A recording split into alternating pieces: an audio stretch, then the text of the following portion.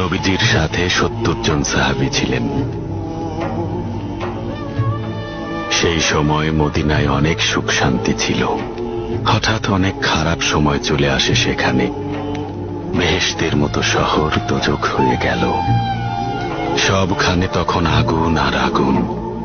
তখন সেই 70 জন সাহাবী বিপদের মুখে পড়েন।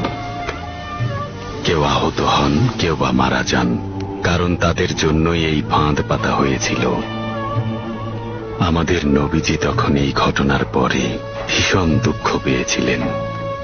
আনাস ইবনে মালিক বলেছেন, তিনি নবীজিকে এত দুঃখ করতে এর আগে কখনোই দেখেননি। আমাদের নবীজি প্রতি ওয়াক্ত নামাজে ওইসব নিষ্ঠুরদের অভিশাপ দিতেন। এরপর কি হলো এফেন্দি?